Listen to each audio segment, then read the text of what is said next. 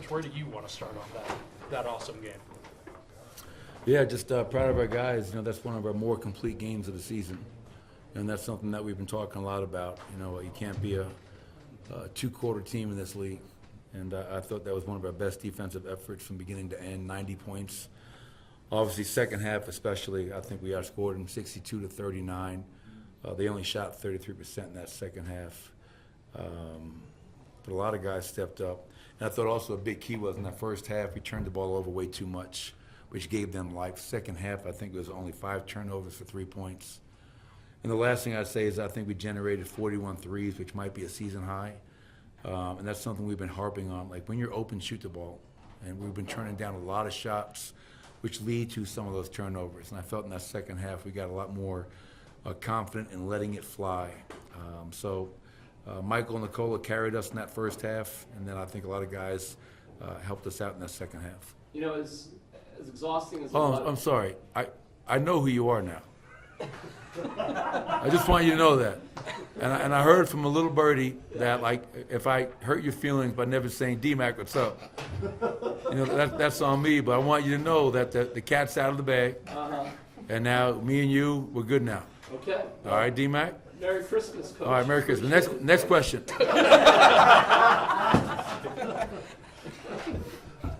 As exhausting as games could be, 3 out of 5, that sort of thing, there does seem to be a good rhythm when you can play games in a shorter period of time. Yeah. What is that? What do you think about that? Well, it's funny because for 2 weeks now, we had 2 games in 7 days.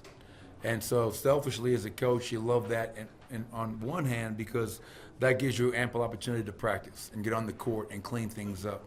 And now we're in a 5 games in 7 days, and now we're, I think, 5-1 in our last 6, playing better basketball. And when you're playing well, you want to keep that rhythm, and you want to play games. And obviously we know playing Phoenix on Christmas night is going to be a much tougher challenge than we had tonight. And then you have Cleveland, then you have Detroit. So, but you have to take it one game at a time. But our guys stepped up with no Jamal Murray. I thought Russ was outstanding. Nicola, Michael, Aaron, everybody, even our bench tonight, I thought was a real positive. So Jaylen Pickett, I want to give him a shout out. I thought Jaylen Pickett was really, I said to our team, he was defensive player of the game. He's a different player than he was last year. He looks so much more comfortable, so much more confident. 8 assists, and I trust him out there. And I'm proud of him for just kind of staying with it, and I'm happy for him. You talked about kind of the game slowing down for him a little bit offensively. Where is the growth defensively for him? Well, I tell you, man, like he's strong. Like he's not the tallest guy in the world, but he makes up for that with a tremendous strength and fight, game plan, discipline, and that's what you need. You have to be a guy that understands what is our game plan, what is the personnel, and going out there and using your God-given abilities. And he's a strong kid. So he's getting a chance to play, and he's taking full advantage of it. Every time I've thrown him out there now in meaningful rotation minutes, he's done a hell of a job for us. So, kudos to Jaylen for staying ready and taking advantage of that opportunity. You started with rookie Jamal and rookie Nicola, and you see them where they are now. When do you know as a coach that young player finally has hit that spot where you go, okay, he gets it now? What is those signs for you? Yeah, well, it's different for everybody. You know what I mean? It's like when I think about Nicola's career, I go back to a game he had in San Antonio as a rookie, where it was like, wow, this guy just did that to this team with one of the greatest to ever do it in Tim Duncan. For Jamal Murray, it was a game against Chicago at home, where we're down big and Jamal just started shooting. Like I said, that's Jamal Murray. That's the essence of Jamal Murray. And now how can we capture that and bring it out of him more often? And so it's different for everybody. And you're seeing, it's not easy as a young player to play on a team like ours. Last year, we're a team that just won a championship. Expectations are through the roof, and you're trying to win at a high level and develop young players. And Jaylen really never got a fair chance last year. And he's shown me from the Atlanta game, from the game tonight, that he's more than capable of going out there and running his team, organizing his team, and most importantly, Scott, making all of his teammates better. You guys are 5-0 second nights of back-to-backs now. I mean, this seems to be a trend even dating back to past seasons. But the last couple you've won in very dominating fashion. What does it say about this team's mentality? What are you seeing in terms of elevated focus from them?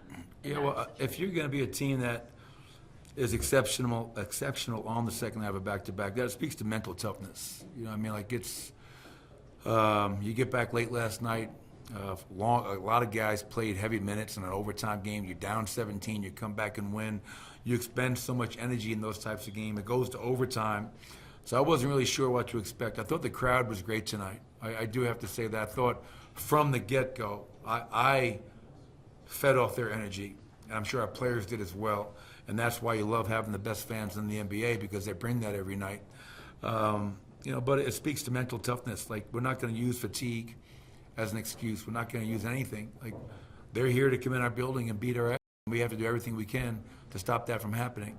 And every guy that played tonight, I could easily have given that Defensive Player of the Game award to the team, because I thought throughout our team defense was outstanding. A few games in a row now, the second unit has strung together some quality minutes, especially without Jokic. And I'm just curious what you've seen in those stretches.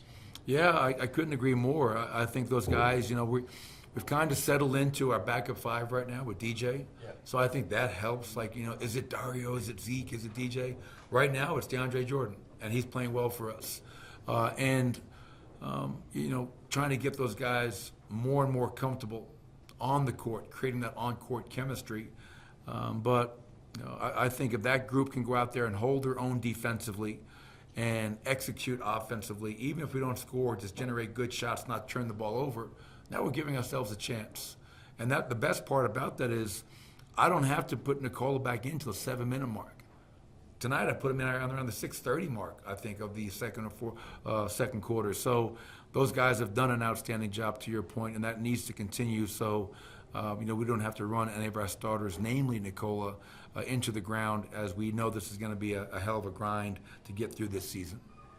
I'm just going to ask, is Hunter Tyson's transition dunk going to make it into the film session tomorrow? Oh, yeah. You know what? That's what you love about our team, when guys like Hunter have that play. That's funny. DJ, who is probably the team comedian, he's calling him Billy Hoyle from White Man Can't Jump. But just seeing how excited everybody gets for other guys on the team when they have success. When Jalen Pickett hits a turnaround jumper in the corner at the end of a shot clock, the whole bench is up. That's what I love about our group. We're a family. We're a family when we lose at the buzzer in Portland, and we're a family when we have one of our best showings against Phoenix tonight. We stay together, win or lose, and that's what I love most about our squad. Thank you, Coach. Merry Christmas, everybody.